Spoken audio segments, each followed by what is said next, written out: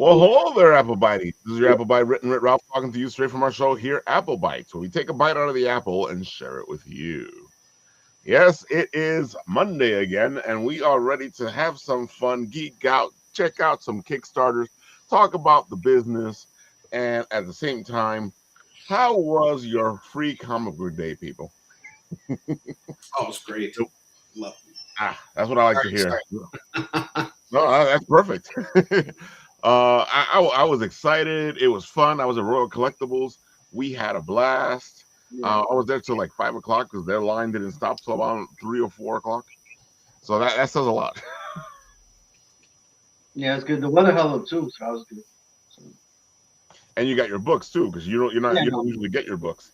Yeah, I got my book. Yeah, there's a little video on everywhere. You can see it. That's right. If you want to see more about that, you can see the video on Instagram where Tony talks all about all the beautiful stuff that he got and why he got it. I got a big fat stack right here, just from multiple shops, and that was a lot of fun. And we're actually raffling them all off tomorrow, which is going to be. So Henri, you got the big stack. What stands out to you from that stack? Oh, it's all free comic book day books. So those are all the books that came out. That's what I'm saying. Which out of the free comic book day books, which stand out for you? I really like the Alien one. This one looks good. And then there was Ignition Press did this book called Minotaur. Yeah, this looks really good. Yeah. And then I'm not the Energon Universe stuff is cool. Yeah, I got that. Yeah. Haven't read it yet, but yeah. There's the Mark Spears stuff. The Conan was good. The Mega Man looks pretty rad too. I mean, you're talking about a Mega Man fan right there. Yeah. Oh man, I mean, it was a good free comic book day this year. Oh, that's badass, dude. I love it. Yeah, and the Sonic the Hedgehog was cool. I mean, it's like there was a lot of good books. Yeah, they showed up. Dungeon Carl surprised the hell out of me. I was like, Dungeon Carl? I was like, okay. Yeah. How do I get one of those? Which one? The Dungeon Carl? Yeah. Weren't you at a free comic book event? I missed it. Sorry, guys. Dude, you heard about the store? I forgot where it was. They were selling the comic Carl for $10. But if you bought $50 worth of books, you got it for free. Wow!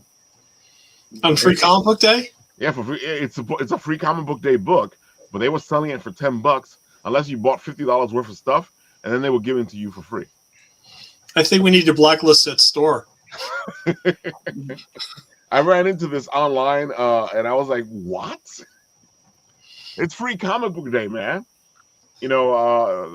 I was like, I completely put a back about the whole thing. I understand that people are making money off of that stuff like now, but dude, it's free comic book day. Check Midtown Comics like 6 months from now. Those free comic book day books will be on their list and they will be for sale. So. Oh, definitely. See, that's 6 months from now. That's not this week. Well, for the books that Henri was selling, there was a couple there I didn't see. So I think my retailer is holding some back. Yeah. Well, as a general rule, you shouldn't pay money for something that says free on the cover. I agree, but however, that's the thing. Free comic book day. That's just I used to feel the exact same way you did. Mm-hmm. But here's the thing about it is the retailers are actually paying for these books. So these books are not like someone had to pay for them to be printed and everything. And that was the retailers who, decided. No. The books come. It depends on how much you get from the retailer. They get the books for free, but it depends on how much you order from them. Like if you order at a certain level, they get those books. Yeah, they get those books for free. They get those books for free. Well, that's the one aspect. Then the other aspect, if you don't order that many Marvel or whatever, if you don't order that many books, you get fewer. But if you order a lot of books, you get all the books. And they give you a big sack. Totally, that makes sense. Yeah. The other reason why I think that they would get that there would be some buzz around these books is because you never know if there's like a first appearance or if this is like some of these things are put out as like ash cans or as previews for like upcoming series and I know in like one Spider-Man free comic book day they did, there was a first appearance of a character, not a significant one. Yeah. What can happen down the road? You know, it's like I know Jackpot premiered in a yeah, but no one cares about Jackpot, so that's like, but that's it will at least not make it a free comic anymore. I would think it would at least go up in value by like a couple bucks. You know what I mean? They try once it failed. They try to get it failed again. So they'll try again later. They won't give up. So. Oh, they won't. One day we'll get a Jackpot movie by Sony. Definitely. Oh, I'm sure. I can definitely see it. Oh my God. Jackpot! Oh no. Folks, on top of Free Comic Book Day, of course, the Game of Tunes Blitz finally ended, and our pal Gizmo won the whole thing. We all lost, right? None of us had Gizmo, right? We all lost. Yeah, right? we all lost. Nobody had Gizmo. No, wait a minute. You say you don't have Gizmo in the beginning, you're saying, or at the end? In the beginning. In the beginning? Oh, yeah. I was so pissed off that Gizmo beat Indy. I just See, I had a feeling Paul was like, man, he won. Yeah, Gizmo like destroyed everybody he was up against. But you know what it is? I showed it to a coworker, like, and she looked at all the pins and she was like, you know what? I want to vote for Gizmo. You know what? That's a very cute pin, man. And she's not into like all this dope. She's not into like all the stuff that we're into. But she was like, you know what? That's a cute pin. I'm gonna vote for Gizmo. It's a really good design. He did a good job. Russ did a great job. Sonic beat Indy. That's why I ragged on Sonic and voted for Gizmo. That's what I did. Was it Sonic? I thought it was Gizmo. No, Sonic beat Indy. If you go back. Oh yeah, you're right. There you go. Yeah, I was so pissed off at Sonic, so that's why I voted for Gizmo. I gotta say, I was gonna vote for the Mandalorian, but he wasn't in it, so it was Boba Fett, so it's okay. I love the Blitz, of course. Look at this stuff, man. That just this is how it started off. That's okay. And then we ended up with the final 8. Where is it? The final 8. There it goes. And then, of course, that led to the final 2 or the final 4. And yeah, it was a great fight. And Gizmo won it. You know, I wanted Sonic to win. I really can't say anything about Gizmo. You know, I know even Tony was like, hey. I tried, but I got nothing against it. But I tried. So what happens to the winner? If this is the winner, what happens? So Russ from Game of Tunes, he makes his blip chips. His blip chips are these magnetic chips that are great to play around with, you know, and this becomes the new blip chip. So that's what happened to him. So he'll have them at the next event that they're at, and I think that might be CradleCon. Oh, great. So at the very beginning, you pick a character, and if your character wins, you win them for free. So yeah. So here are the blip chips. You know, they're great little things, and he has. I know this character right here. That's my Hugbert right there. They look large. How big are they? They look like they're about 5 inches tall. They're about this big. Yeah. They're this 4 inches. Oh, okay. Oh, wait, look, he has it. Here we go. Oh, there you go. Okay. It is great. It's a good representation of your character. It's like swag and a business card because you can add a chip to it. You can add a web address to it, and it'll take the person to the address through the phone. So you know, if you're looking for something, folks, hit Russ up. He does them, and it's pretty cheap too. Nice. Yeah, it's pretty cheap that you can actually sell them for $10 a piece, which is a pretty good price. There aren't many things at comic conventions you could buy for $10. Yeah, that's why we like the blip chip. One of the reasons we like the blip chip. You know, it's great. He does a great job. Henri, I can see that you have like 28 hours to go, right? Yep, and less than $200 until we're funded. You are right there, man. You can taste it. I can taste it.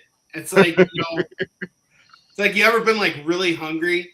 It's like a long day, like you worked really hard, and like you're happy with like how you did it. Now you're just like famished, and you want to like eat, and you want to like sit down at the table and like celebrate, kind of a thing.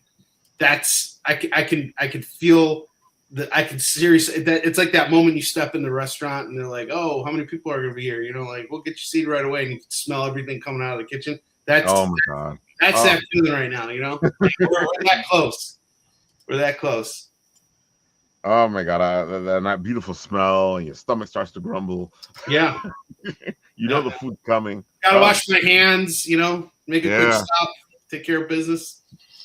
Hey Ralph, can you refresh the page? Ooh. Oh man. Happened. Oh man.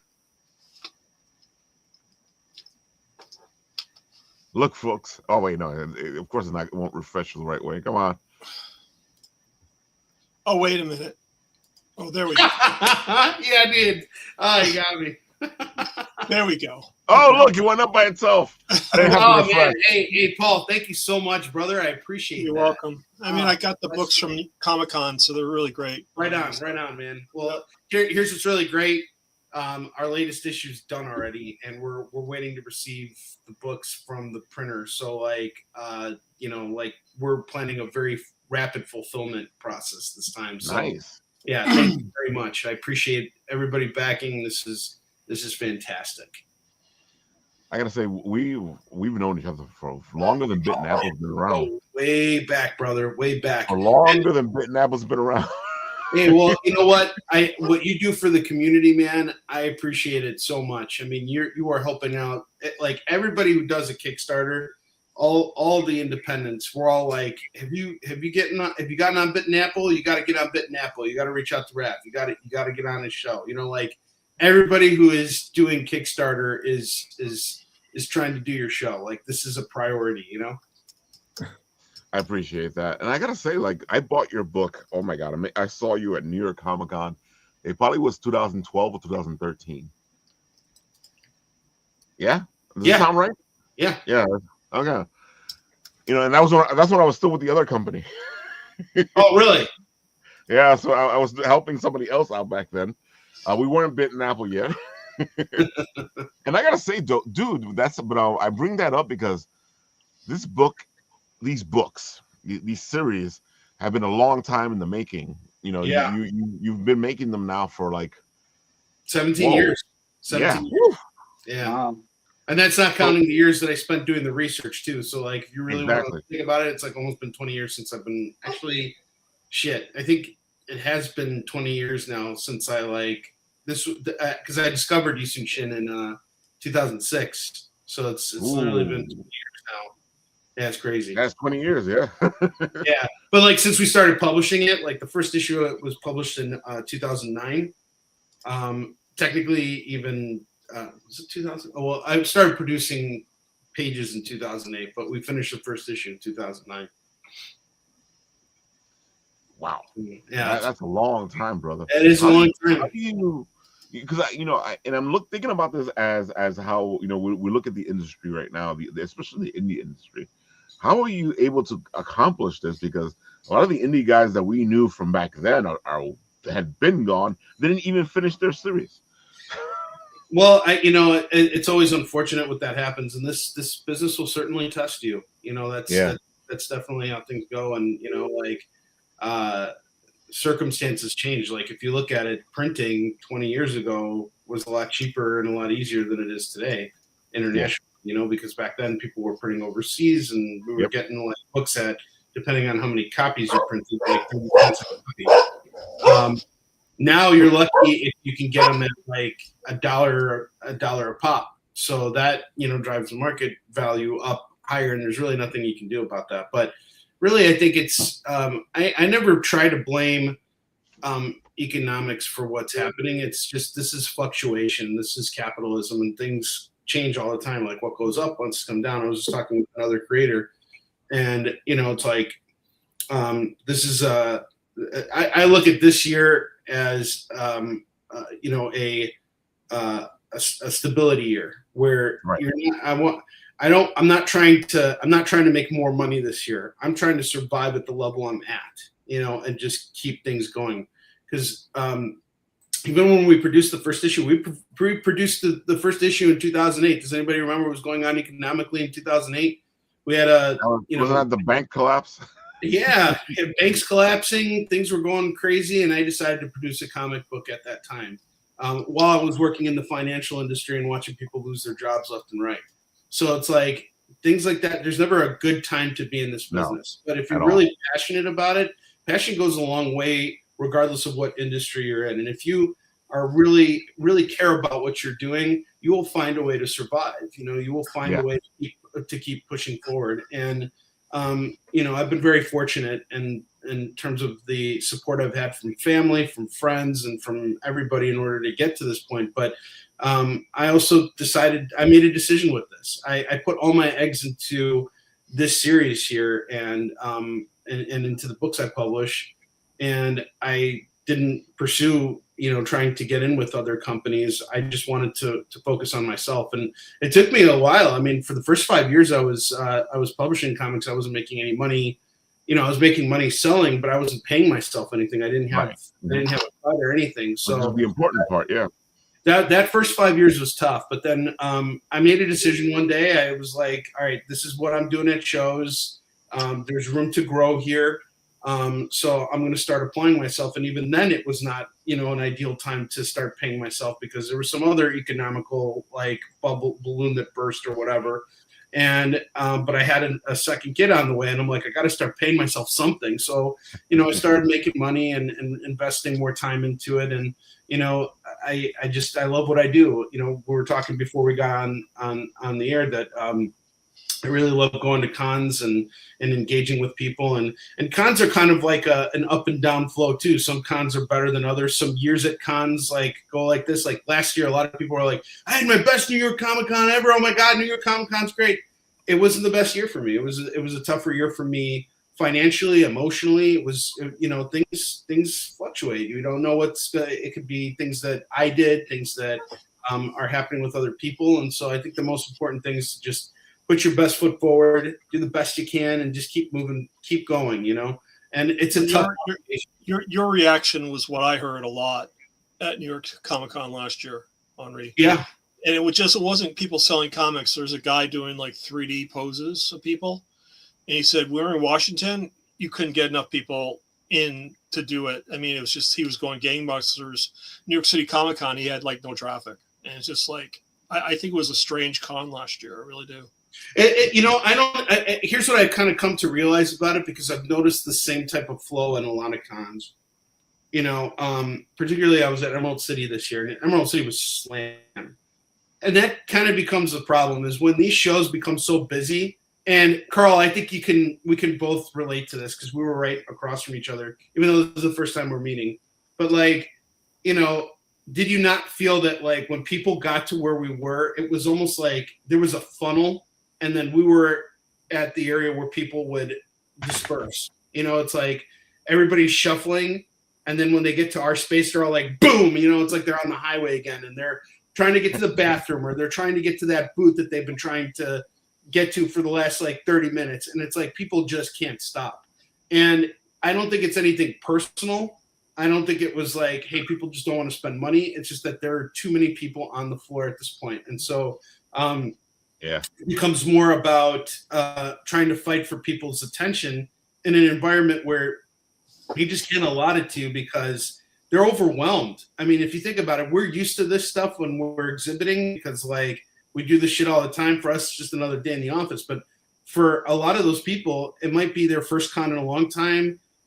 They might have a very specific thing that they came to this convention to do, and they don't like being around a lot of people. And for a lot of other people, many other people, it's their first convention period. So how do you want to interface with them? And I don't think I was really in that mindset last year. I was like, I spend a lot of money to be here. I want to make money. I want this all to pay off. I want this. I want that.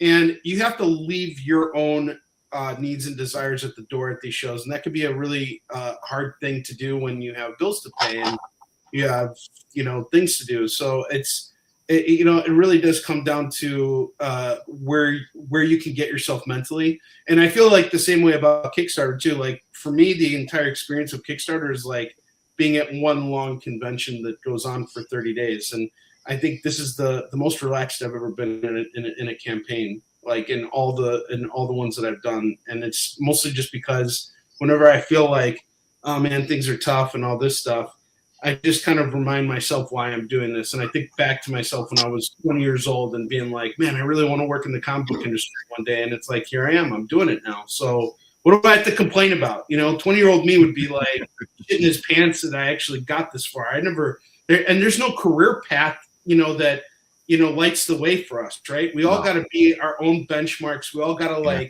set our own, our own path for this. This is really, it's like you're walking through the dark with like a little candlelight as you make each step. And then, as you make progress, there's more light that illuminates the way, And you, at the same time, you're also doing a history comic book or history books, which is not exactly in the flow of things, but you do well with these. Yeah. Yeah. So, I think history, I hate the fact that, history has that one thing where it's like, oh, that's the genre thing. Like, that's like, okay, this is a superhero book. It's like, fuck, how many people who make superhero books feel like their superhero book is special? It's special to them because it is different. Like every project is unique. And when people think of history, they think of being in school and being forced to learn about like the Declaration of Independence kind of a thing. But like, we took history as sort of like the veneer of the story that we're talking about, which is about characters, and it's an epic. And we actually use the same type of formatting that like Star Wars did. I mean, there's no sci-fi in it, but it's the same type of structure as a trilogy. And we wanted you to be invested in these characters and care about what's happening. You're stepping into this world of war and all this kind of stuff. And we're using history as the veneer. We're using Asian culture as the veneer, and we're making it like it's a like a Bronze Age Marvel comic where you can just step in and feel immersed with the characters, immersed with all the events that are occurring, and suddenly it doesn't feel like you're reading a book about history. It feels like you're there at this moment, seeing all this stuff unfold, and then you can say, well, hey, I know about this now. It's like the payoff, the cherry on top is this stuff happened, and now you're a little bit more aware of the world because of it. And that's a really wonderful, cherry on top. I told you back then when I bought the book from you, when I first saw you, because I was passing by and we started talking. We went into a big geek out from the first one. Yeah. I was like, dude, I love seeing history books because you don't usually see them, and then you're doing it in a way that is not that you don't usually see them as well. Because sometimes the history books are just plain history, but you're doing a great story and you're bringing it to life. Yeah, thank you. I appreciate that. It takes a lot of time. Right now too, we're working on the final issue of the series. So issue 12, which will be coming out next year, that ends everything. And I can't talk about any of it yet because there's a major twist in this latest issue, which is going to set up the for the final issue. And that's the thing. It's like when you get to that final issue, you don't want any lingering plot points where you're like, oh shit, I forgot to tie that up. You need everything to be tight. And it takes a long time to produce this book. I mean, honestly, for some people, it's ludicrous to think that it would take 17 years to produce 11 comics, especially when you got Captain America coming out every month. And granted, the creators who are working at Marvel and DC, they're working on much different scale and much tighter deadlines. They have to keep producing at a very rapid rate.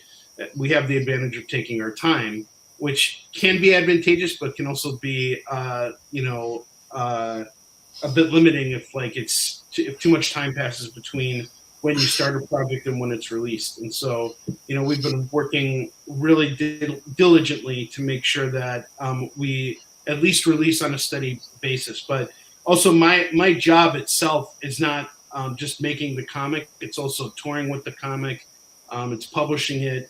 I have to wear so many different hats. So I only go to Kickstarter maybe once a year, twice if feel really compelled to do it.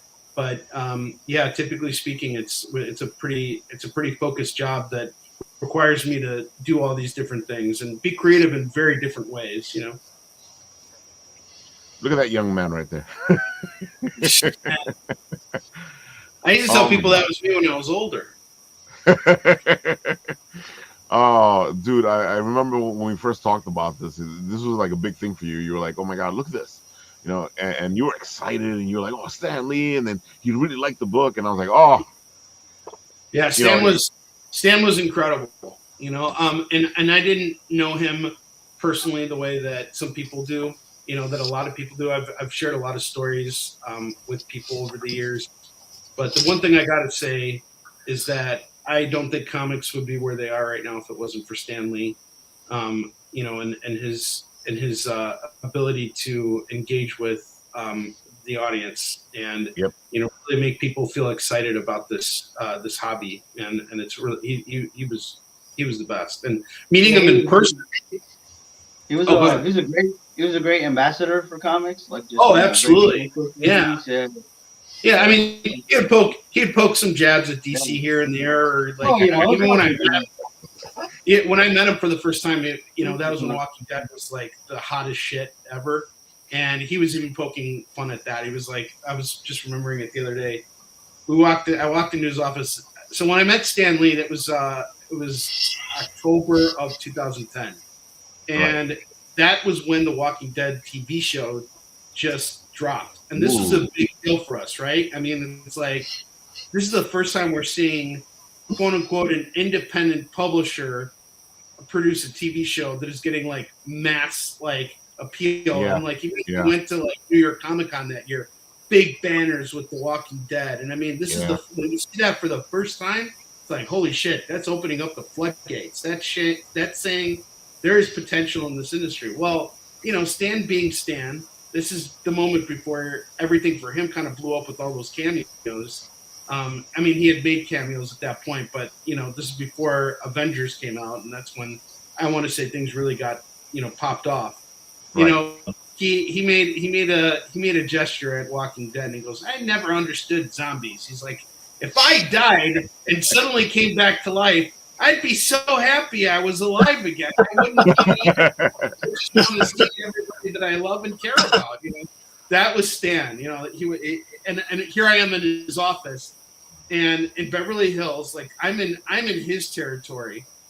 I'm in his like most, like this is his most intimate setting. This is where he spends the most of his time, and he still treated me like a guest in his home. And he was really kind, and I'm just so lucky that I got that endorsement from Stan. So yeah, very, very, very happy about that. And honestly, like that's what he taught me in that moment was what I had to become for my book. Because if I was just like nerdy history guy who's talking with that like mundane, boring voice, it's like I don't think I'd be able to do this for a living. This would just be a hobby, and I would have moved on and done something else in my life, which probably would have made a lot of other people happy. But well, we've been there for that one. There's a lot of people will be like, "Oh, Rob, why are you doing this?" And I'm like, "Shut up." Yeah. Oh, this is well. You're doing it because you're compelled to do it, and honestly, at the end of the day, when we're all going to leave this world at some point. And when I look back on it, what I'd done throughout my life, I want to say that I did what I wanted to do because I was passionate about doing it, and I wanted to contribute to the world by pursuing that path. I didn't want to do what everybody else was doing because that's not what worked for me. Like, and we only get one shot at life, and I think we owe it to ourselves to move forward and to where we can, of course, and do the things that make us feel whole, not just happy, but whole. I gotta say, like I've been with your books for a while. This book seems different.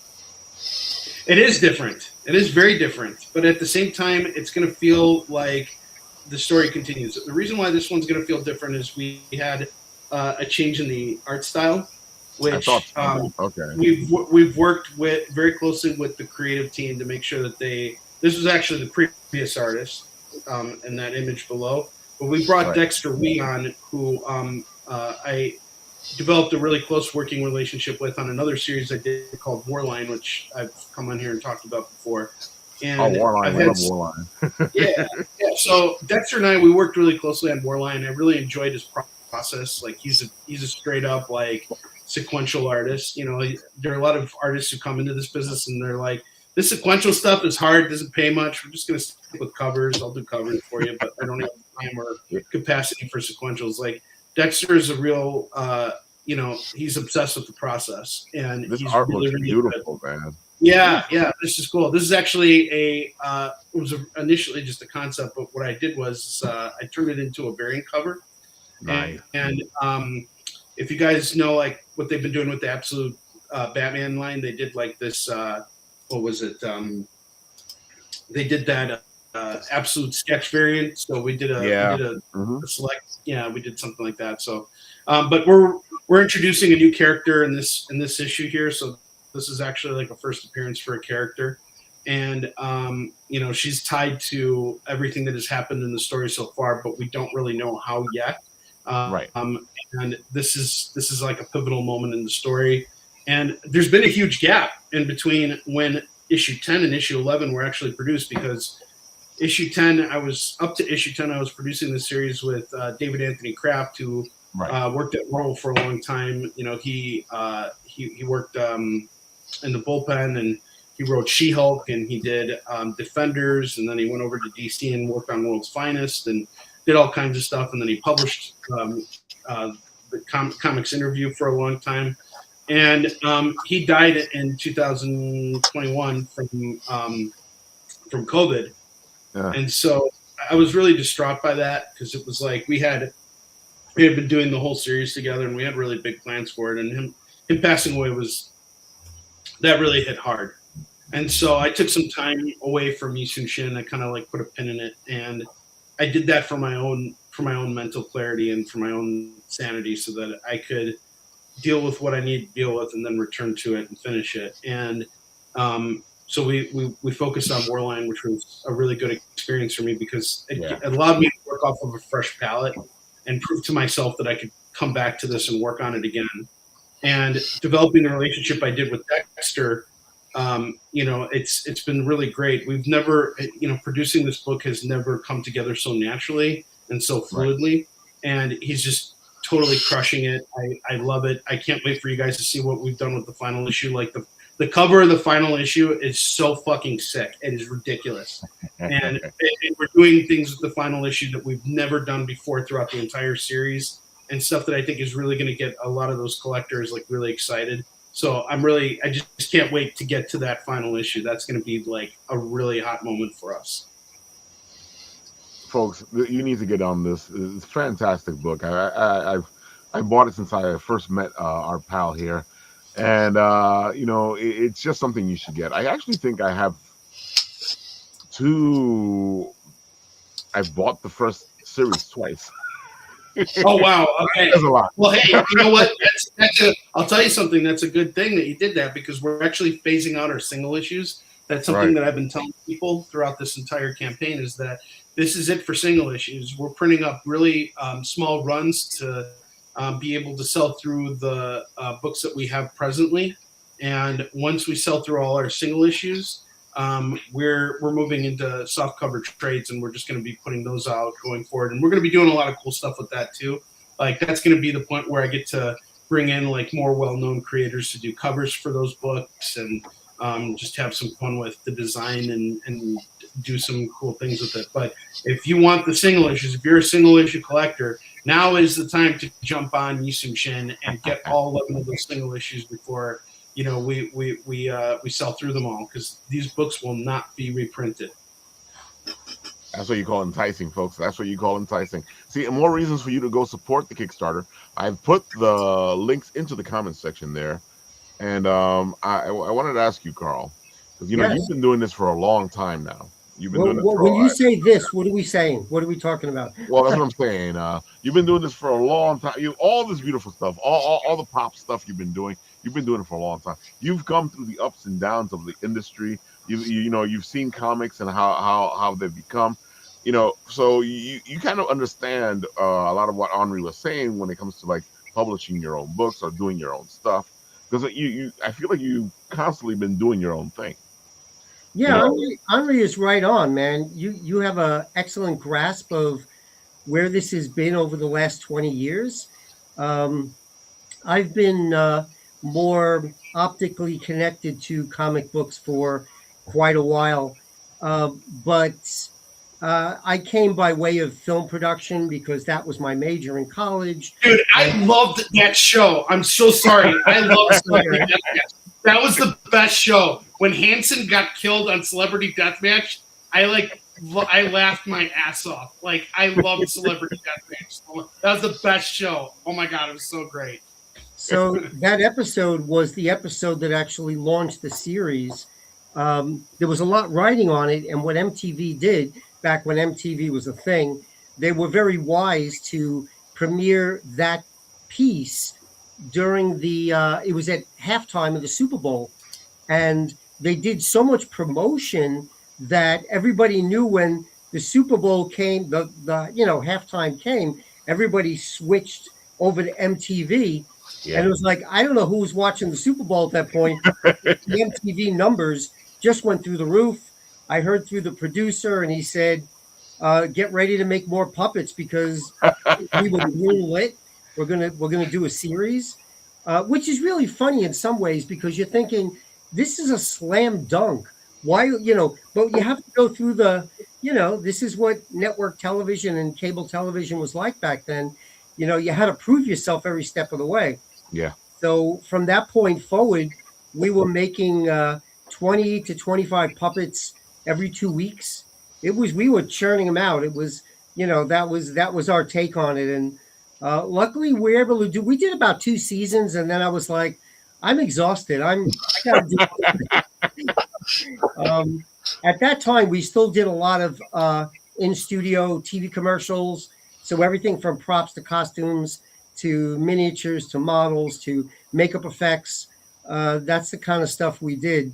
And as you can see, I'll be at CradleCon, which is always fun. This is I'm going to say my 4th year going back. It's a great show. It's a mixture of a lot of different things. And I know some of you are not in town. So if you've never been to CradleCon, you really should go for the museum, if nothing else. It is an amazing museum of aeronautics and space travel, and it's just an amazing museum. And once a year, they do this kind of show where it's a lot of pop culture, a lot of comic books, a lot of creators, a lot of authors, a lot of artists. It's really kind of cool. Michael Supreme says Celebrity Deathmatch deserves a reboot. Totally, especially with like the celebrities I'd want to see like get killed now. Like one thing I wanted to mention too was like they turned you guys turned Marilyn Manson into like the coolest thing since The Undertaker. Oh yeah, like, that was so great. And like I wouldn't be surprised if it totally gave him a bump in his career. Totally. He used to show up at the office all the time, but so did Ozzy. Ozzy Osbourne was also a big favorite, and the wrestler Stone Cold Steve Austin was a big favorite. My personal favorite was Mills Lane, who was the real thing, the real ref, turned into the animated ref, turned into a TV, what do you call it, a reality TV show judge. I mean, what kind of career is that? Oh my God, that's like the best career ever. Dude. Yeah, Cradle's amazing. Seamus is supposed to be here on the show today to talk more about behind the scenes of Cradle. I think he has something come up today, but he will be here next week when we do the Cradle shows. We're going to have a Cradle show on Monday. We're going to have a Cradle show on Tuesday, because on Wednesday next week, we got a whole other show. Well, I won't have to go to CradleCon then. Why? Yep. We're doing our lead up to CradleCon. Oh my gosh! So it's gonna be great to see Carl at Cradle, and of course, Carl, you are up to something similar now, aren't you? So after we wrapped on Yeah, that's this is hysterical. I love it. So after we wrapped on Celebrity Deathmatch, or at least I wrapped on Celebrity Deathmatch, I co-produced a TV series with a business partner in California. Bob Underwood was showrunner and lead writer, and I directed the animation, and my studio produced well over 600 puppets for the show. That doesn't mean 600 characters. That people misunderstand that. We would make 2 and 3 copies of the same character, because the animators, if anybody knows about stop motion, you got to take the puppet, you got to move it, you got to bend it. I thought it was all clay. I always thought it was clay, because like you could. It's so crazy. Like even with the blood, like when so this was you created, these were puppets. Yeah. So the puppets were made to look like clay, even in Celebrity Deathmatch. It was part of their marketing to say claymation this, claymation that, but very little clay was used, and no clay was hurt during the making of these shows. It was they were foam rubber puppets. Originally, they gave me these very large puppets. They wanted me to figure out how to animate, and they were so heavy. I said they need to be made out of foam rubber, and that's what we did. We would sculpt the clay characters. We would make plaster molds, pull out the clay, make wire armatures, inject foam rubber latex. That was a whole baking process, trimming, detailing, painting. These finished products, these characters are foam rubber, basically, and their heads are hard plastic. And then we used to make the little replacement mouths so that they can do the A-E-I-O-U and screaming and whatnot. And we would use clay heads once in a while if somebody got their head smashed, or popped off or whatever. So we would make duplicates, and that was just part of the whole process. And I'll tell you, if you just go back, 20 plus 25 years or more, when I started seeing how popular the CG movies were, I remember thinking, oh, stop motion's dead. This is over with. What kind of career am I doing here? But what's really happened is I think people embrace stop motion as animation because it's very tactile. You could grab it, you could manipulate it. It's got a great feel to it that AI just doesn't have. That AI tries to copy, and I'm totally against AI. All it does is steal from all the creators who are right here on the page with me.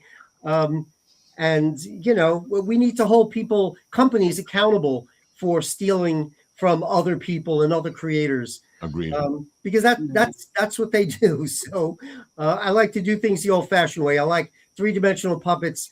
I like the pencil drawings before they get inked in digital and colored in digital. And my first comic series, Spontanea, was all pencil drawn. So, and I was very lucky to get hold of a lot of those pages. So yeah, there she is.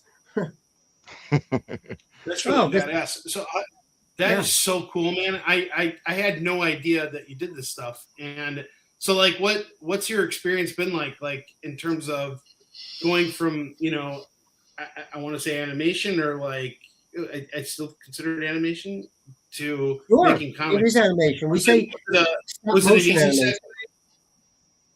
Yeah. Was it an easy segue for you, like once you got into comics? Well, it's a funny thing. I've been optically connected to comics for a long time, and there's been so many changes. So to me, it was just another industry that I had to learn how to do. And luckily for me, people like Ralph, I've been learning from him and so many other people, and I get to see different ways that things are done. And, but the toughest thing to an indie like ourselves is just always going to be the amount of hours you got to put in. You got to market it yourself. You got to advertise it yourself. You got to promote it yourself. I mean, and it does work, but I think some of these guys already know I teach college. I teach at School of Visual Arts in Manhattan. And one of the things I tell the students all the time is it's not difficult, it's complicated. Yeah.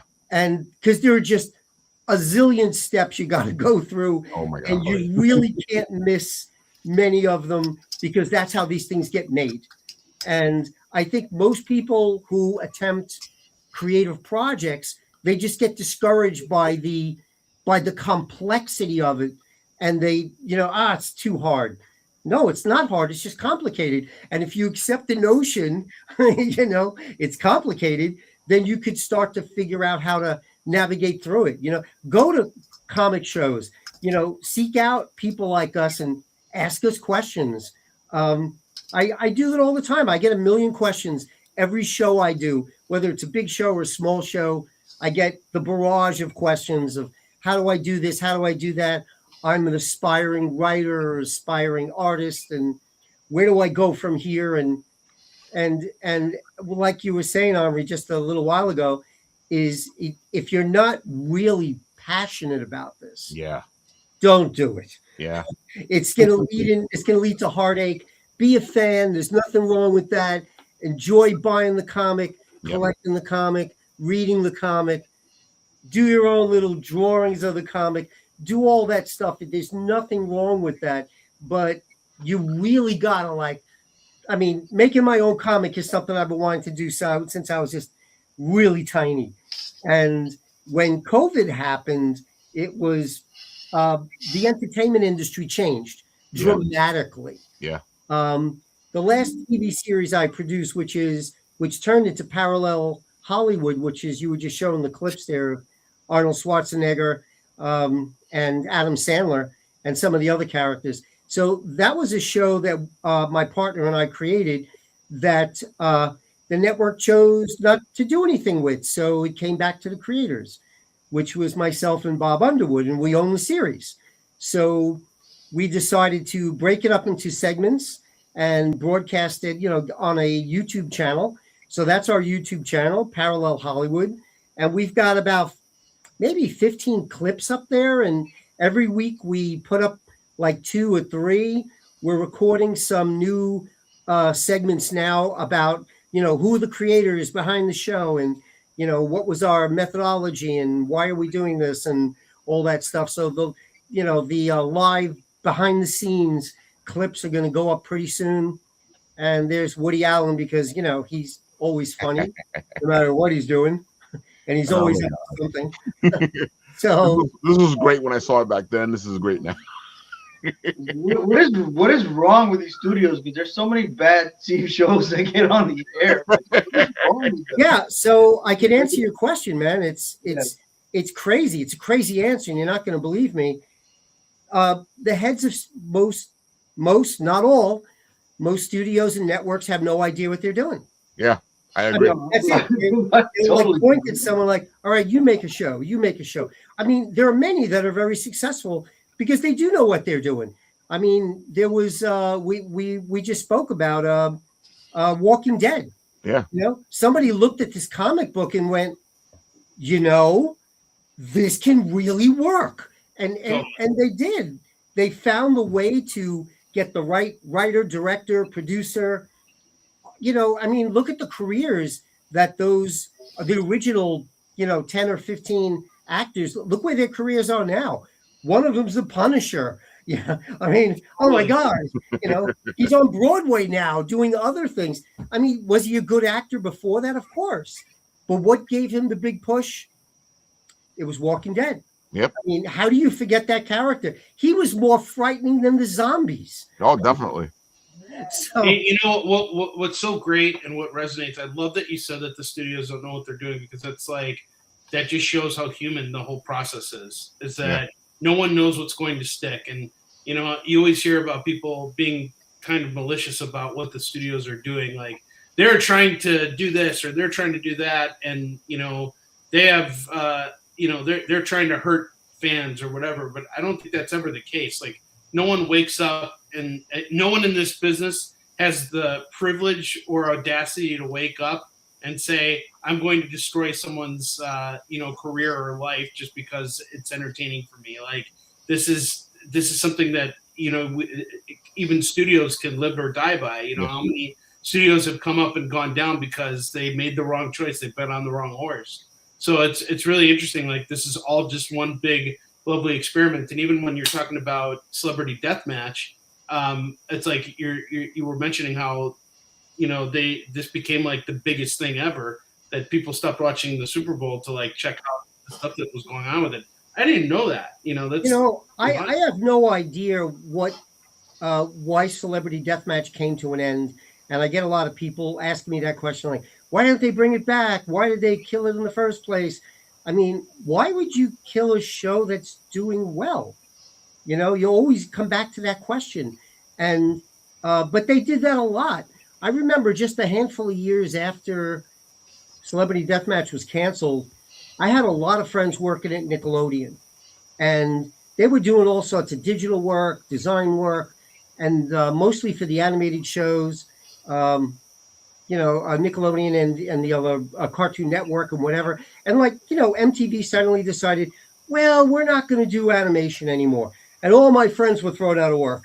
It was like, what? Why would you make that decision? What are you thinking? It's funny. The more I deal with, I tell people all the time, every time, the more I deal with management, the more the decisions don't make any sense to me. Because they make these decisions, and I agree with Henri. I feel like sometimes people think it's on purpose, or I feel like sometimes what happens is management comes into a location and they go, I know what I'm doing. I know how to make money. I know what decisions we need to make, and those are the decisions we need to make. And it's not coming from a place of malice. It's coming from a place of,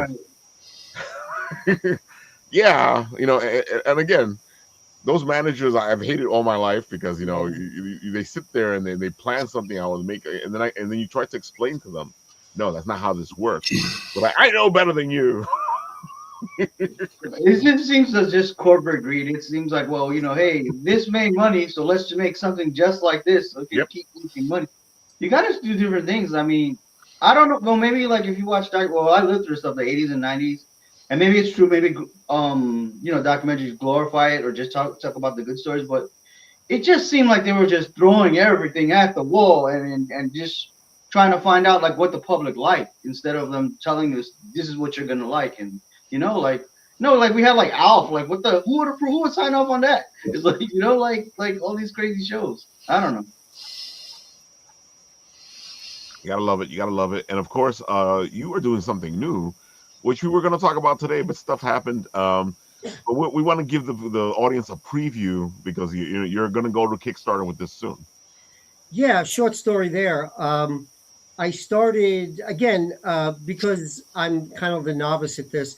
I wanted to learn from the ground up, so my Spontanea book was my learning platform, and I did finish 6 issues. We did make a paperback. It's available on Amazon. It's available for on Ingram Spark. So if there's any libraries out there, they could pick it up. And in the meantime, I was slowly putting together Penny Poisonberry in the Gothic Kingdom. And we finished about 75 pages out of 100. And I got to a point where I need help.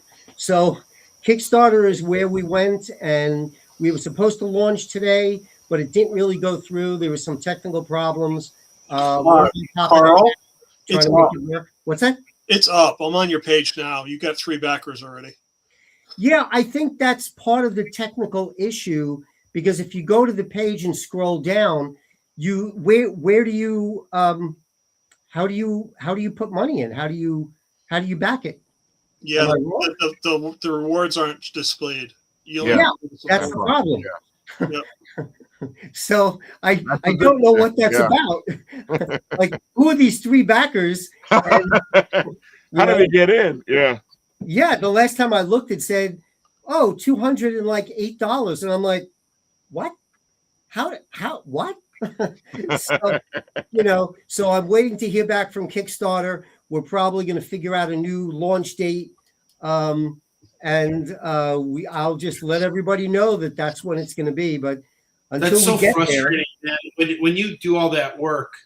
Yes, and honestly, just looking at this right now, it looks like you've really put a lot of time into the bones of this. And definitely, he did. When Kickstarter goes off and starts running, and everything is not, where it should be, that can really kind of hurt you. So, that sucks. But I think you're gonna I think it's glad. I'm glad you're acknowledging it, and like getting ready to do it to do it the way that you intend to do it, so that like we can come on and back this, because I definitely want to be a part of this. Looks cool. Love the cover too. Oh, the cover is so great, and like now that I know who you are, I have to. I mean, when I was looking through, I do a lot of research. I'm one of those people. I do my homework, and I was looking at the amount of graphic novels for like the middle grade / young adult reader, and I just felt like on Kickstarter there weren't a heck of a lot. No, they're not. Or they got so buried because like there's not enough people investing in them. So I thought this would be a good fit. There are 2 different covers. Those are the varying covers right there. And the my illustrator who lives in Italy, she did all the illustration inside the book. She did the cover with the stained glass window. I wanted her to color that her way. And then I had another colorist, Martina, and she did that other color with all the weird green colors. I wanted her interpretation, and I gave her a very specific assignment. I said, did you ever read Goosebumps? And she was like, oh, yeah, I grew up on Goosebumps. I said, that's what I want. I want a crazy Goosebumps cover. And that's what she turned out. And it's been a lot of fun. My colorist for the interior is Antonella, and she lives in Argentina. So I got a lot of people all around the place helping me with this, but it's been quite a journey, and I'm looking forward to finishing it. It's 75% done, another 25 pages, and did it. That's where we're going. That's our goal. What's really great about that too is like now when you launch, you'll be even that much closer to being ready for it, and like that's awesome. I just sent you a friend request, and I'd love to invite you on my show when you launch too, man. This is so cool. I'm so glad I met you today. Oh, thank you. Your request is on Instagram? I followed you on Instagram and Facebook. Oh, okay. Then I'll find you. I'll find you back. And Raph, thanks for the connect, man. That's awesome. Oh, no problem. I had a feeling you 2 would be great on this show, and I was right. Well, the thing too is like this is a really small business, and it is. You're going to meet, and it's like I have to say, like when I found out that Carl worked on Celebrity Deathmatch, it's like that contributed to me getting to where I am now as a comic creator in its own way. Well, it does, because it's like we're impacted by all the things that we see growing up, and like that show. I was watching MTV's Oddities, and that's where they had the Max TV show, and that was the Head. I love the Head. The Head was awesome. Like MTV was doing so much stuff. I mean, their animated division was huge. It looked like Liquid Television and Eon Flux. Oh my god, yeah. Oh yeah, Eon Flux was crazy. Like that was great. Beavis and Butthead, all that stuff was fantastic. And yeah, and just seeing a Celebrity Deathmatch, like that came out around the time I was like in 8th grade, and it was just funny. It was funny, and like especially like back then, the way you guys were like controversially like showing the things that we all wanted to see in our heads. Like as a 13-year-old kid, seeing all these girls gush over Hanson, I still wanted to see him get the shit kicked out of him. And then the way they were fighting on the show was hilarious. Like I will never forget that. It was great. There was another one too. Well, like there was I have one funny story about Hanson. I was at Terrificon up in Connecticut at Mohegan Sun this past August, and everybody kept stopping at the table, going, Hanson's here. I said, awesome. Yeah. And they said, you're playing at the auditorium of the show right in this building, in this giant building. And I'm like, well, if you see them, tell them to stop by. I had an 8x10 with them. Did they come by?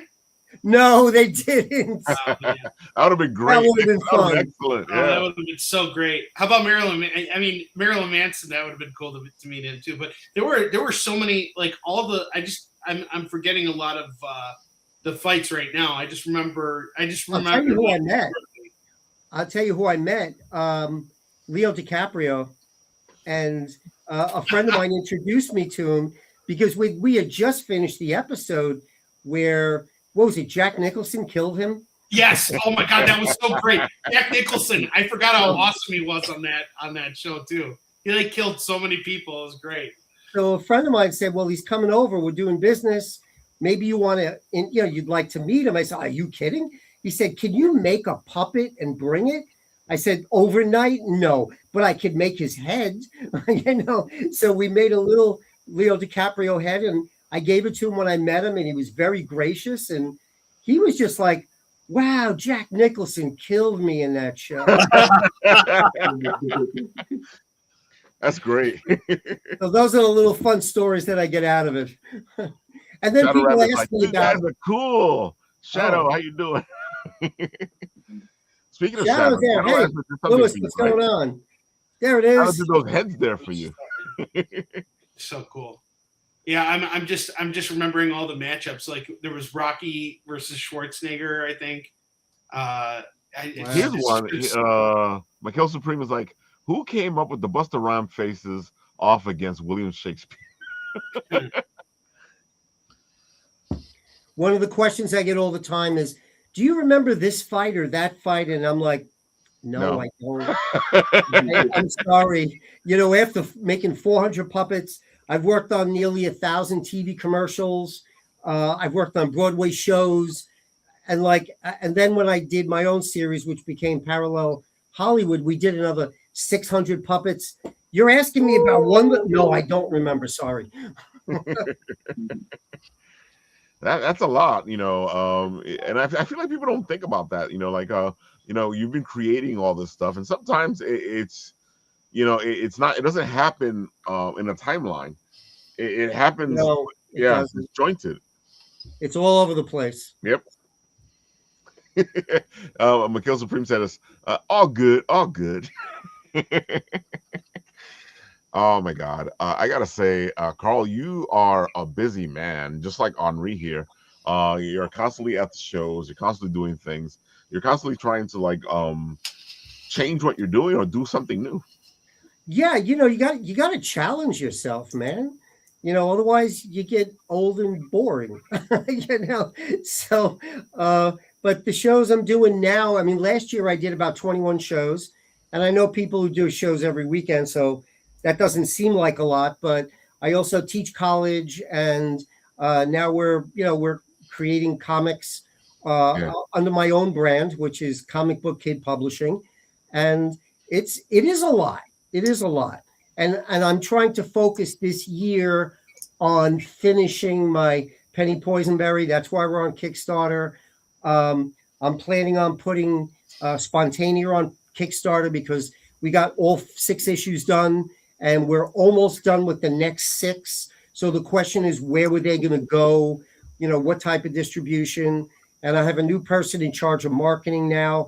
So very soon, Spontaneer will be on Kickstarter, and then probably follow up with that, depending upon how successful it is. Whether we do the second 6 issues, which would be 7 through 12. But I had the most fun writing Spontaneer. I also, because I have screenwriting background and film production background, my goal for Spontaneer was to do what we all want, is to get that TV series, either live action or animated, based on our work. That's the goal, right? That's the end game. So I kind of wrote it in screenplay format so that it would be translate easier onto the screen. In other words, you wouldn't have whoever the network is that licenses the product would turn around and they'll just we'll take a little bit from issue 1 and then a little bit from issue 5, and then we'll go right for the ending in issue 6. And, that would make any creator just cringe. Oh, it does. No, we got to go. Don't you see the point? We got to go this way. There's a line, man. Yeah. There's a reason why it was written that way. Don't change. Exactly. Dude, it's funny. One of the things we always talk about here on the show is when they try to do the Phoenix Saga, in movies, and they change it up so much that it's not the Phoenix Saga. And you're sitting there going, what does Wolverine have to do with the Phoenix Saga? What is this is a love story between Scott and Jean Grey. Why are all these other people in this story? You know, I could give you proof positive why it doesn't work to switch things up. If you got a comic series and it's very successful and it's doing well and it's popular, you switch it up, and that's why we have all these offshoots like Hulk 1. That movie was weird. Hulk 2, that movie was better, but what? You know? And then Hulk 3 is the one that like we kind of like, you know, that's it's alternate universe. Well, it's alternate universe because you fucked it up the first time. You know, and what happened with Iron Man 2? You know, you're watching it going, you know, then Iron Man 3 gets better. And, you know, it's a perfect example of not following the format that made it successful. We're going to change it. And then you wonder why it doesn't work. Oh, yeah. We see it all the time. Yeah. We definitely see it all the time. You know, and it's really interesting too how, you know, they can use their mistakes as leverage to do something interesting. Like I don't know how everybody felt about Spider-Man No Way Home, but I think like a lot of fans, like even me, I was like happy to see the old Spider-Mans come back. Oh, definitely. Even though their respective movies were not necessarily well, the first two Tobey Maguire movies were good, but like even the third one, it's not like a train wreck or anything, but like those Andrew Garfield movies were not the best movies, especially that second one. I didn't know. Yeah, but like people seeing tired of the tech suit. I was totally tired of the tech suit. Spider-Man doesn't need a tech suit. What is that about? It's BS. Yeah. There's problems with all of them, but what's cool is it's like now we get Secret Wars and it's like, or Doomsday, and it's like they're taking like I've been hearing that they're thinking about bringing Eric Bana back as Maestro, or I even heard Lou Ferrigno might come in as Maestro or something. I've heard Edward Norton might come back. I heard that one. I heard a lot of rumors. Yeah, but it's gonna be interesting.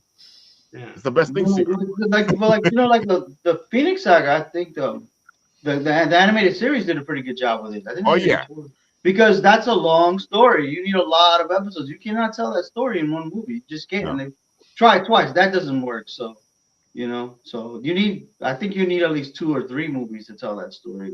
I agree. Yeah. This is a very, very long. The book is like this big. And the book is like half of it. The book is like the Dark Phoenix Saga. Yeah, but they love, so it's like. Well, that's because when people think the Dark Phoenix Saga, they for some reason they think one book. But it's a lot of issues put together. There was more. Yeah, there's a lot more that came. There was a lot more that came before. It was a lot longer than that. Yeah. So because if you write that book, she already got the Phoenix powers. That already happened. Exactly. Mm-hmm. Yeah. It just goes on to her going to the dark side. It's a very long story. So. It's a big You can't fill it with 1 movie or 2 movies. You can't. No. I mean, you need like a series. A series could do it, I think. So here's where all the things come into like a big rotation. Paul, tell the people what you do, because you're fitting perfectly into all this. Besides the fact that you hustle like crazy, like these 2 gentlemen over here. Go ahead. I'm the creator and founder of Time Enforcers, which is it started out as a video game. It came out of COVID with my kids and seeing what virtual learning was and how it fell short with both the educators and the kids. So I really wanted to use the video game format to make learning history fun. And now that's actually turned into multiple projects. And the next project that I'm working on right now, which is what we have a Kickstarter and preview for, is a comic book. The first episode, the comic book was digital. It was entirely digital. This one is going to be a physical copy. And I've taken a passion to making sure that it's going to be done right. It's going to be 48 pages at this point of content. And we have right now 3 artists. They're signed on for variant covers. So I really want to make this, a big splash. I mean, this is a story that I want to tell. I think it's going to be fun to tell. If you scroll down, Ralph, I put in a few panels about the conflict between Toshio and Kaizen, their brothers. And this actually fits into the whole scheme of the storyline, but it just starts out as a conflict between brothers. And I'm really trying to make this more than just, a time travel book. This is really meant to be, in-depth character review and trying to tie everything together. So it's become a passion of mine. I just really enjoy doing it. I have about 5 more pages, maybe 6 more pages left to do, and in the book is done in terms of content. And then, like I said, we'll be offering the variant covers, but also be doing a hardcover edition. One of the things that I did over the past year and a half or so is I commissioned artists to do their interpretation of my characters. So I have about 15, 20 drawings that I have at least, and that'll be featuring those artists in the hardcover edition with their bio and their contact information, along with the artwork they did, just so they can, be a part of this whole project. I'm really passionate about promoting people in this industry. I think it's another way that I can give back. And so the comic book is going to be set to launch. The Kickstarter is going to launch in July. So if you could follow me now, it'd be great. We're at 47 followers, almost to 50. If I can get to 100, I'll be really happy. So I'm really pushing hard on that. And like I said, it's going to be a blast. We're actually doing a preview issue first. We're going to be at Garden State Comic Fest in June. And we're going to be selling the preview issue for $3. It's basically the first 12 pages of the book. This is actually the last page that's going to be in the book, but I think I'm going to make it into a poster. It's just really a lot of fun. All the characters have some premise in history. And if they don't exist in history, then they're named after someone who was historic. And it's really about getting kids involved in terms of learning and getting excited about learning about history, which I think is really overlooked nowadays. So, that's what I love about this project. It's really been a big passion of mine to get this going.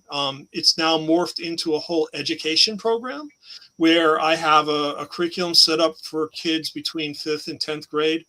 And it's going to provide a multivariant way of introducing history to these kids. It's not only, playing a video game, we're going to have a tabletop role-playing game aspect to it.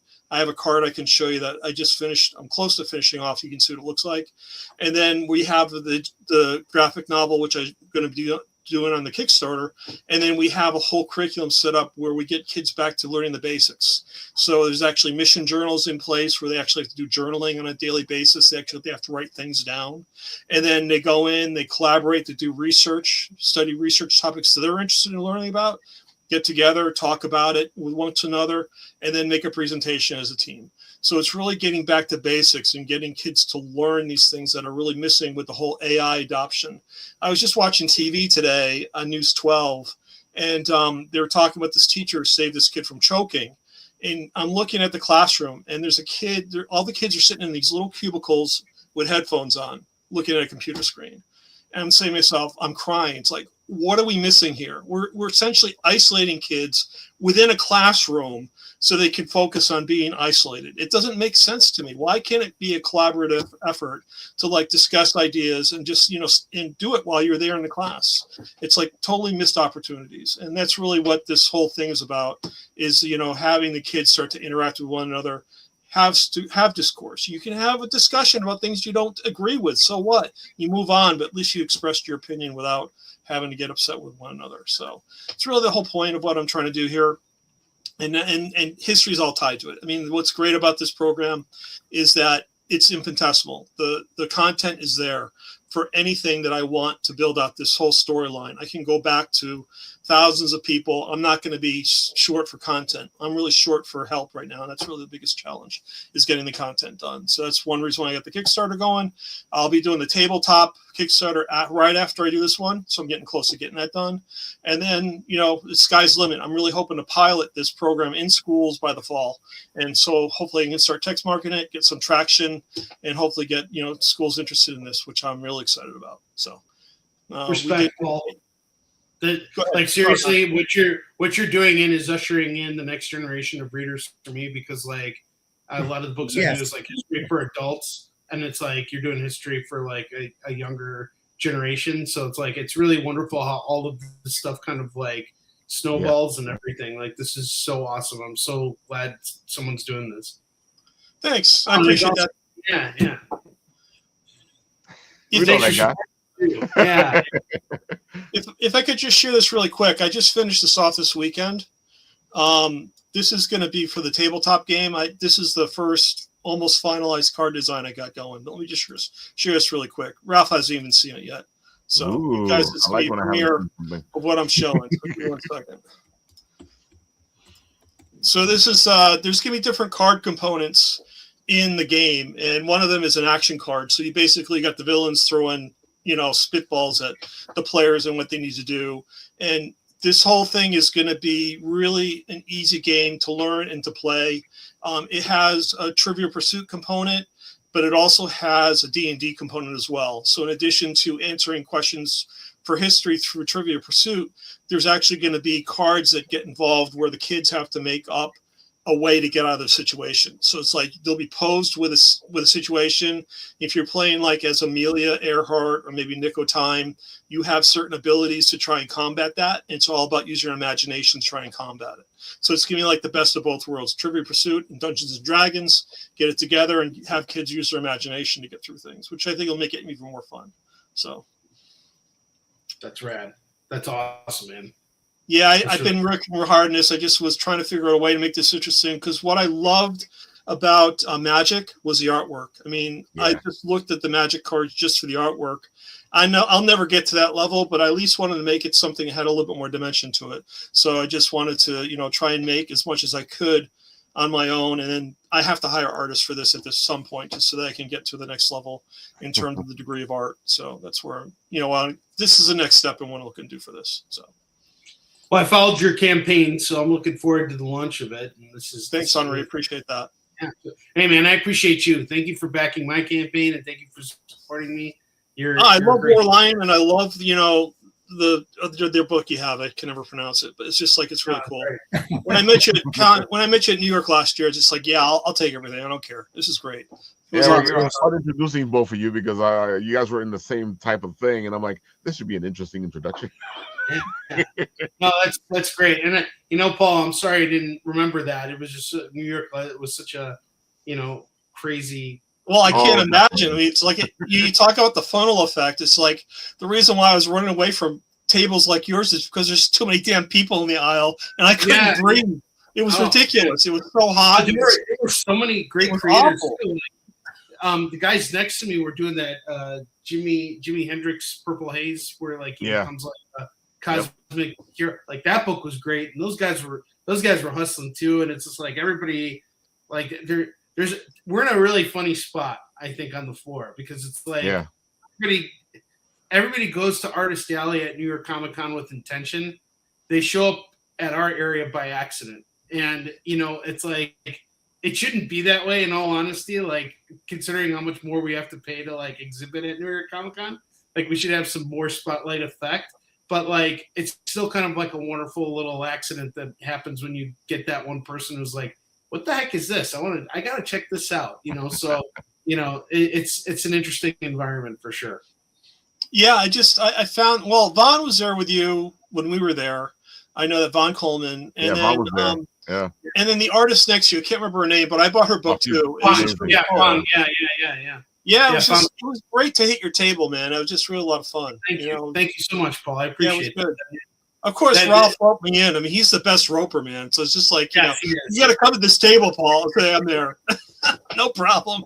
Just leave me by the nose. I'll be there. No problem. It's so funny. Over the years, I've been able to figure out who likes what likes who, and then I'll sit there and go, follow me. One last thing, folks, because on Wednesday, yes, that's right, Wednesday coming up, Madame Sorcière will be here. I am looking forward to that. We haven't seen her in a bit. In her beautiful Sacrimony will be going live next week, Monday. And Matt will be here to talk all about it and tell us all the beautiful stuff about a book about love, life, and death in no particular order. Oh, my God. Matt does a fantastic job. She does the whole thing on her own. She is the artist. She is the letterer. She is the colorer. She does everything. I think my favorite line from her is when she says, I do all this stuff and I can't afford to pay myself. That's why when Henri said it, I was like, oh, I know that line. I hate when that happens. It really sucks. But that's what we are, though. We do all this work. And I don't think people think about this. Here's Mata doing all the bits and pieces to a comic by herself.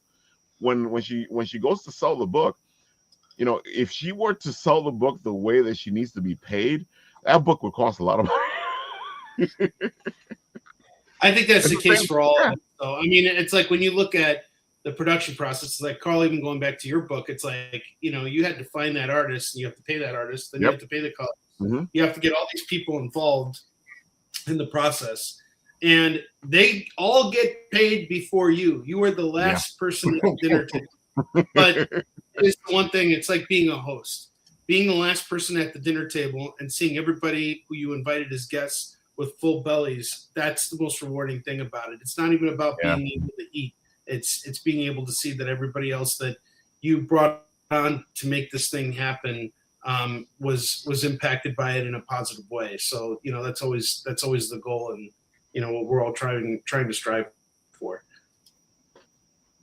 Oh, definitely, and that's one of the reasons why I love what all the stuff that Maddo does, because, you know, how do you do that? And I would love to be able to do half the stuff that she does. And 9 issues, that's no small feat. No, not at all. She's been at this for a while, and she didn't start that long ago. I think this is all in 4 or 5 years, I think. So that's a lot of work.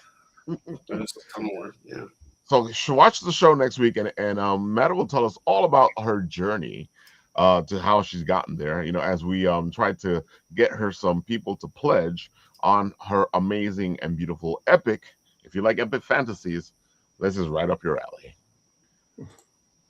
And of course, Henri, why don't you tell people one more time where they can find you? Yeah. So always the best place to find me is on Facebook. Just type in my name, Henri Compen. You follow me, I'll follow you. Same thing with Instagram. If you follow me, I'll follow you. You know, for me, it's not about how many followers I have or how many people I'm following. It's just being a part of having a small window and access to, you know, what I'm doing, and likewise, you know, like if you're a creator or whatever, I want to know what you're up to. Hey, but have you seen your page? I have not seen my page. Oh my God, we funded! Holy crap! Holy crap! Oh man, that's beautiful. And I just got the email. Oh my God, that is awesome!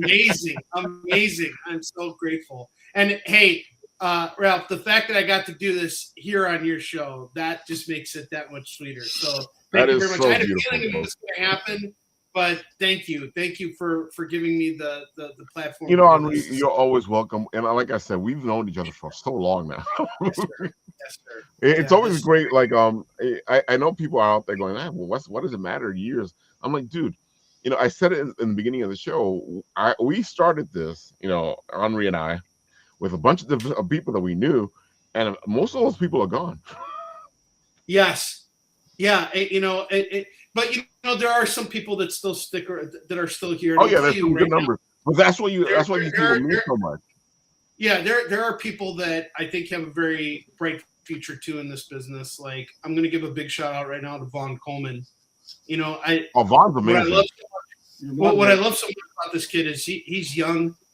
You know, he reminds me of myself. He's a lot younger and has a lot more potential, you know, to get really far in this business. And we want that. We want people like Vaughn in our business. We want young blood into this because they infuse new readers. They get more people excited about this medium and this hobby and everything. Everything everybody's doing is important. But when you have like physically young people in this business saying, I want to pursue a career in this, that says something. So, you know, I want to give him a big shout out. And obviously, like everybody else who's doing stuff for different markets, it's like comics is a continuum that if you can get one person into comics, then you got them in for good.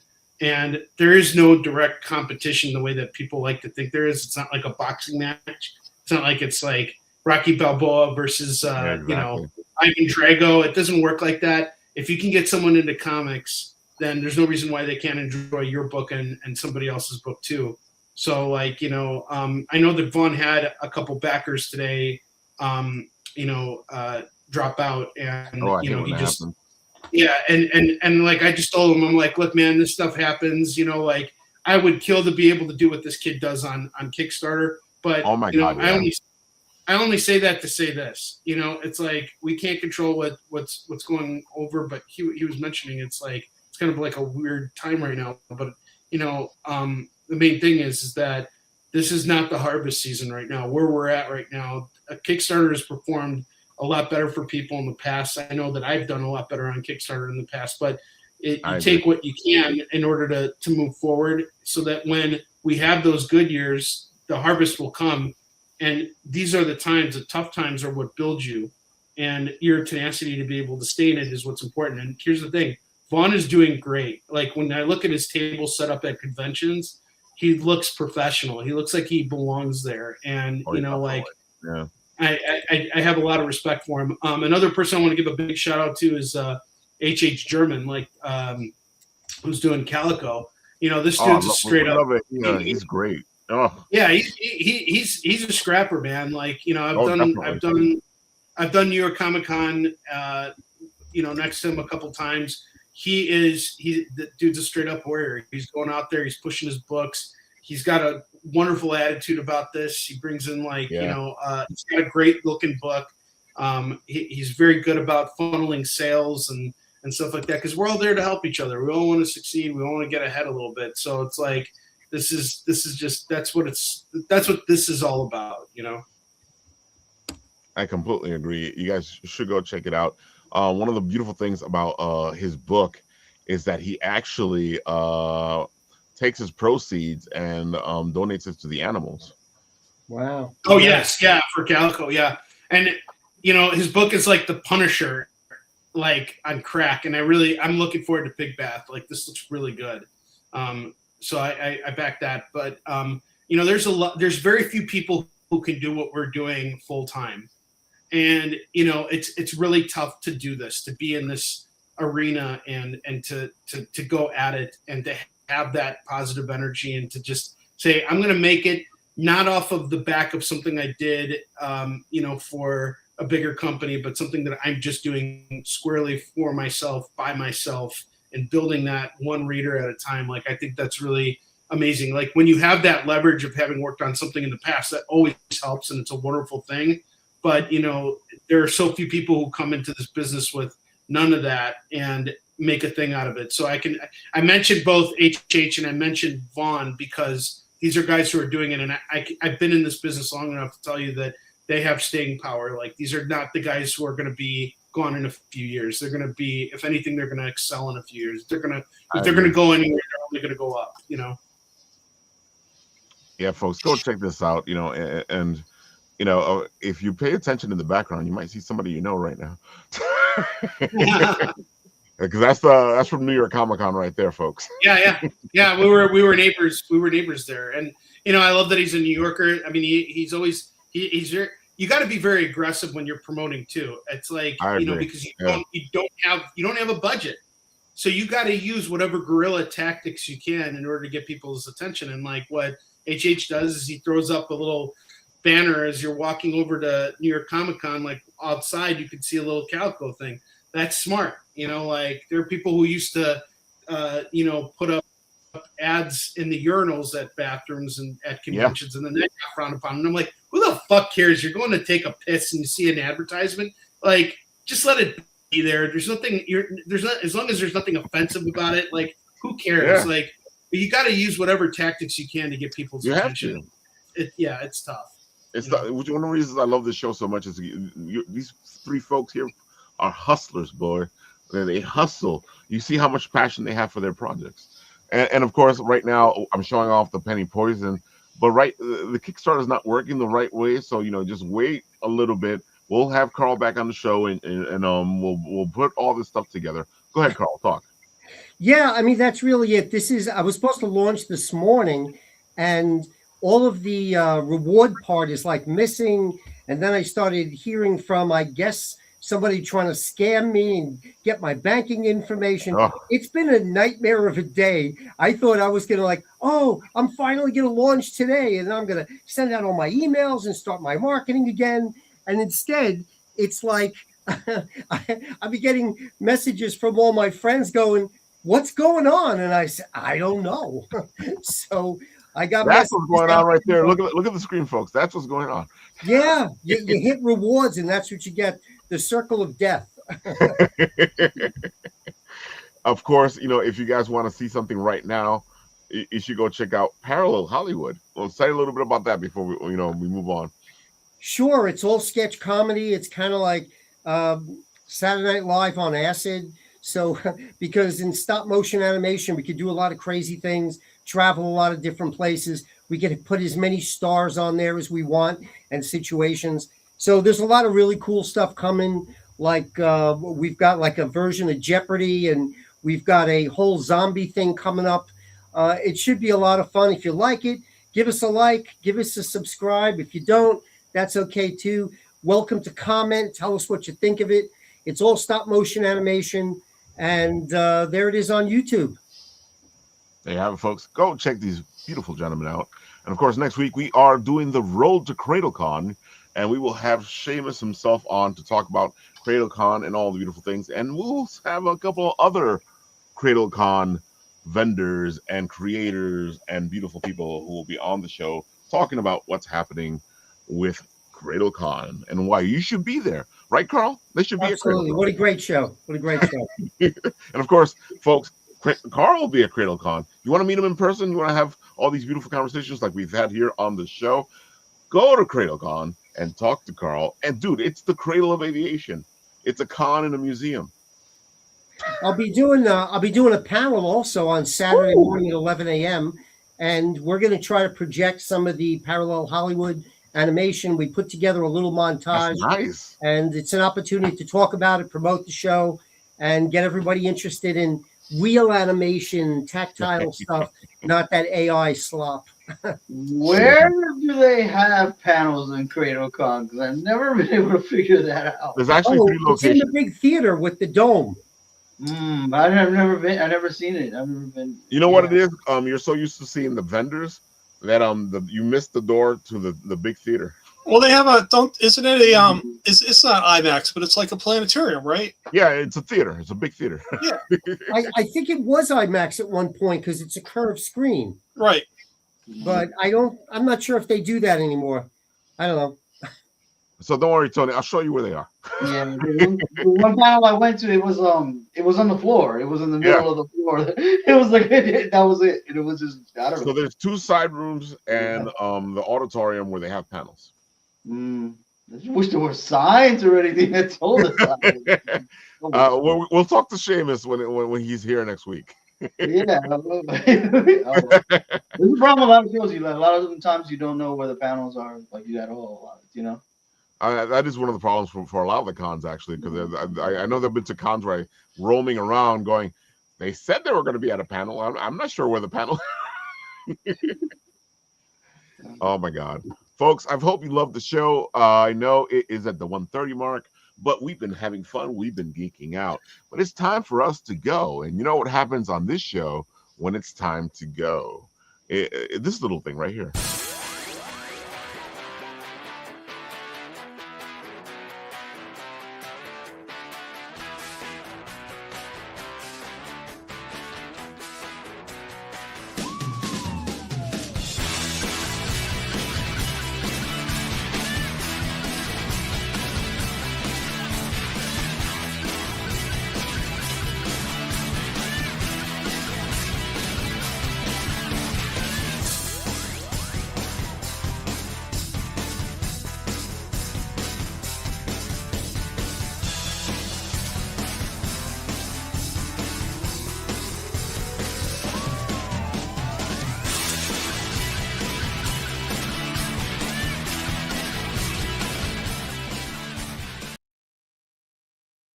Get out of here. What were you expecting?